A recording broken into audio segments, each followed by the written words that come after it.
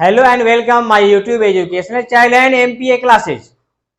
आज हम लोग रसायन शास्त्र में देखेंगे अम्ल तथा भस्म की शक्ति। क्योंकि पिछले क्लास में हम लोगों ने अम्ल तथा भस्म के गुण को देखा था कि अम्ल और भस्म के गुण क्या होते हैं, धातु से अभिक्रिया करके क्या बनाते हैं, जल से अभिक्रिया कैसे करते हैं। उसी करीब में आगे बढ़ते हैं और देखते हैं अम्ल तथा भस्म की शक्ति।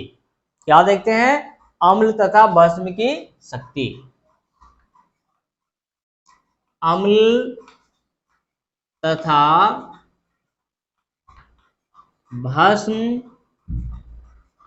की शक्ति। तो यहाँ पे अम्ल को उसके शक्तियों के आधार पे दो भागों में बांटे गए, प्रबल अम्ल और दुर्बल अम्ल। मतलब अम्ल जो है वो जल में घुलकर कितना आयनित होता है और कितना हाइड्रोजन आयन देता है, इसके आधार पे हम उसको दो भागों में बांटते हैं, प्रबल अम्ल और दुर्बल अम्ल। प्रबल अम्ल और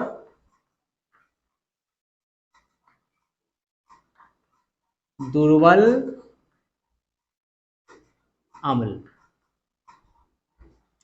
इसमें सबसे पहले हम देखते हैं प्रबल अम्ल क्या है। प्रबल अम्ल क्या है ना? तो प्रबल अम्ल वे अम्ल है जो जल में घुलकर लगभग पूर्णतः आयनित होकर हाइड्रोजन आयन प्रदान करते हैं। क्या होता है ये? जब जल में घुलते हैं तो लगभग पूर्णतः आयनित होते हैं और आयनित होने के बाद हाइड्रोजन आयन प्रदान करते हैं, इसलिए इसको प्रबल अम्ल कहते हैं। मतलब प्रबल अम्ल क्या है? वे अम्ल जो जल में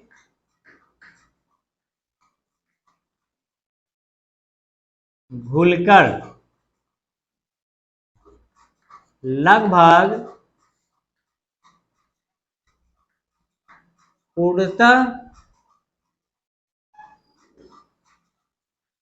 आयनित होकर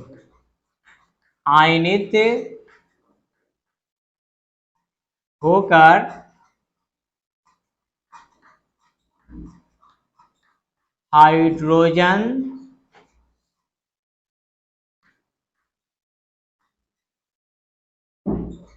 आयन प्रदान करते हैं।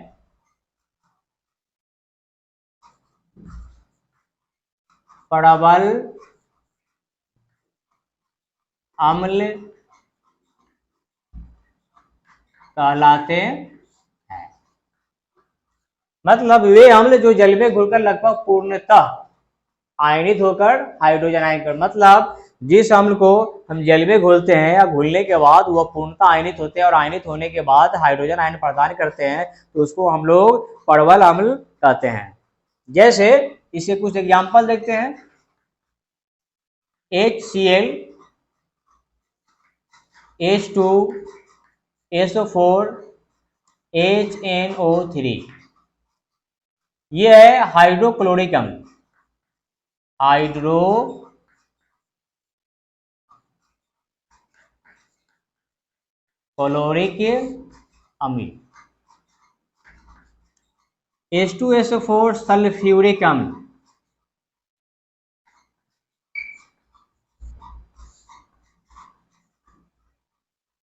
और HNO3 नाइट्रिक अम्ल।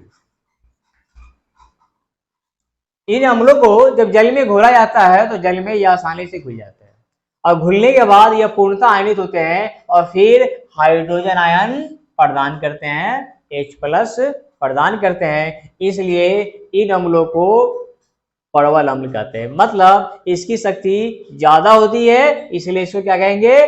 प्रबल अम्ल कहेंगे। अब दूसरे पॉइंट को देखते हैं। प्रबल अम्ल के साथ साथ यहाँ पे क्या है? दुर्बल अम्ल है। ये क्या है? दुर्बल, नाम से ही पता चलता है कमजोर, है ना, जिसकी शक्ति कम हो। तो दुर्बल अम्ल को जब जल में घोलते हैं तो ये पूर्णतः आयनित नहीं होता है, यह पूर्णतः आयनित नहीं होता है बल्कि आंशिक रूप में ही आयनित होता है। मतलब वे अम्ल जो जल में घुलकर, है ना, सिर्फ आंशिक रूप में ही आयनित होते हैं, पूर्णतः नहीं, तो उसको हम लोग दुर्बल अम्ल कहेंगे, मतलब कमजोर अम्ल कहेंगे, ऐसा अम्ल जिसकी शक्ति कम होते हैं। तो वे अम्ल जो जल में घुलकर, वे अम्ल जो जल में घुलकर सिर्फ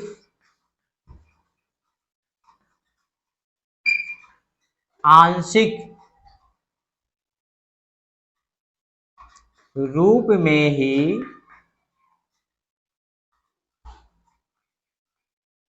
आयनित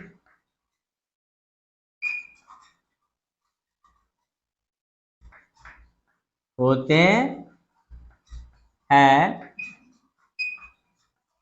पूर्णतः नहीं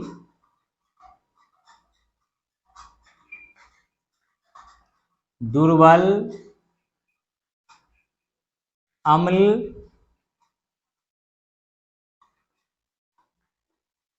कहलाते हैं। मतलब ऐसा अम्ल जो जल में सिर्फ आंशिक रूप में ही घुलते हैं, है ना, सिर्फ आंशिक रूप में ही आयनित होते हैं। जब जल में घोलेंगे तो आंशिक रूप में ही आयनित होंगे और कम मात्रा में हाइड्रोजन आयन प्रदान करेंगे, तो ऐसे अम्ल को दुर्बल अम्ल कहेंगे। मतलब इसकी शक्ति कम होती है, यह अम्ल जो है वह कमजोर होता है। जैसे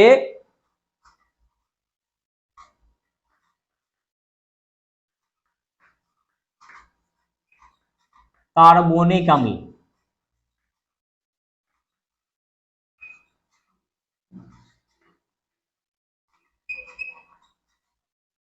इसी के साथ साथ एसिटिक अम्ल भी होंगे और बोरिक अम्ल भी होंगे, और भी बहुत सारे एग्जाम्पल हो सकते हैं इसके।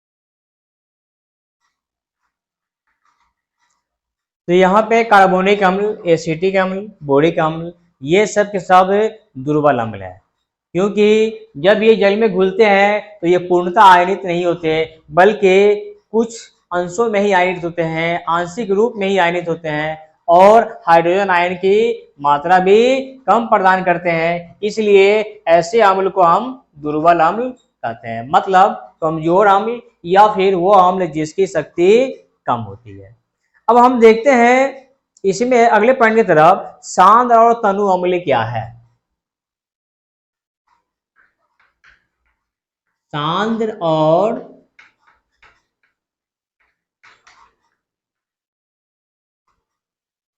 तनु अम्ल क्या है ना, क्योंकि कभी कभी इन्हीं में एक अम्ल को हम सांद्र भी कहते हैं, कभी कभी उसको हम तनु अम्ल भी कहते हैं। तो आखिर ये क्या है? जैसे सांद्र अम्ल देखते हैं, क्या सबसे पहले हम देखते हैं सांद्र अम्ल। मतलब जब अम्ल को जल में घोलते हैं और जो विलयन बनता है, उस विलयन में अम्ल की अधिक मात्रा और जल की कम मात्रा होती है, तो फिर ऐसे विलयन को हम सांद्र अम्ल कहेंगे। क्या कहेंगे? सांद्र अम्ल कहेंगे। मतलब कोई विलयन है ना, और इस विलयन में, ये विलयन किसका है? अम्ल और जल का है। इस विलयन में अम्ल की मात्रा अधिक हो, अम्ल की मात्रा अधिक होती है और जल की मात्रा जो है ये कम होती है, तो फिर इस विलयन को हम क्या कहेंगे, सांद्र अम्ल कहेंगे। मतलब ऐसा विलयन जिसमें अम्ल की मात्रा अधिक हो तो उसको हम लोग बोलेंगे सांद्र अम्ल बोलेंगे। ठीक इसी टाइप से तनु अम्ल, इसमें भी क्या होता है कि कोई विलयन है और इस विलयन में किसका विलयन है, ये तो अम्ल और जल का विलयन है, लेकिन यहाँ पे अम्ल की मात्रा क्या होगा, कम होगा, जबकि जल की मात्रा अधिक होगा, है ना। तो ऐसे विलयन को हम कहेंगे तनु अम्ल कहेंगे। अब अपने अगले पॉइंट को देखते हैं। जैसे हम लोगों ने यहां देखा था प्रबल अम्ल दुर्बल अम्ल, मतलब अम्ल की शक्ति, ठीक उसी टाइप से भस्म की भी शक्ति होती है, उसको देखेंगे। भस्म की शक्ति, मतलब इसका पहला पॉइंट हो जाएगा प्रबल भस्म। क्या हो जाएगा, प्रबल भस्म। प्रबल भस्म में क्या होंगे, ठीक है सही, वे भस्म जो जल में घुलकर लगभग पूर्णतः आयनित होकर हाइड्रोक्साइड आयन देगा, तो फिर उसको हम लोग बोलेंगे प्रबल। मतलब ऐसा भस्म जिसकी शक्ति ज्यादा हो, ऐसा भस्म जो ताकतवर हो, है ना, तो इसको हम लोग बोलेंगे प्रबल भस्म। मतलब वे भस्म जो जल में घुलकर लगभग पूर्णतः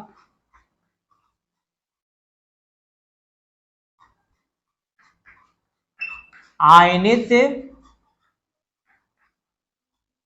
होकर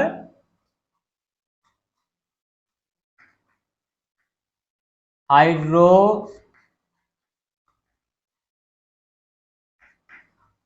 ऑक्साइड आयन प्रदान करते हैं, प्रबल भस्म कहलाते हैं। जैसे example sodium hydroxide, potassium hydroxide.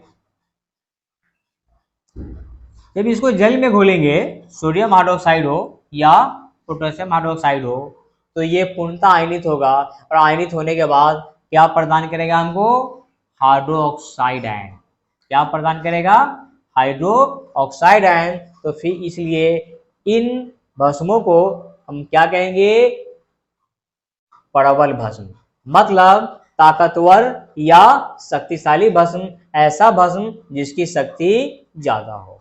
ठीक इसी के अपोजिट, जैसे यहाँ पे हम लोग प्रबल भस्म के साथ दुर्बल भी देखे थे, तो यहाँ पे दुर्बल भस्म, दूसरा इसका क्या हो जाएगा, दुर्बल। दुर्बल का मतलब होता है कमजोर, दुर्बल भस्म। तो दुर्बल भस्म में भी क्या होता है, यहाँ जो भस्म होते हैं वो पूर्णतः आयनित नहीं होते हैं, आंशिक रूपों में ही आयनित होते हैं और कम मात्रा में हाइड्रोक्साइड आयन प्रदान करते हैं, जिस वजह से उसको दुर्बल भस्म, मतलब ऐसा भस्म जिसकी शक्ति कम है, या कमजोर भस्म के नाम से भी जानते हैं। वे भस्म जो जल में घुलकर सिर्फ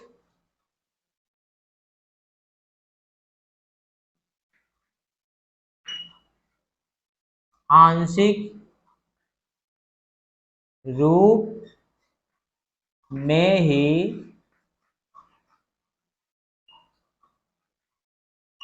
आयनित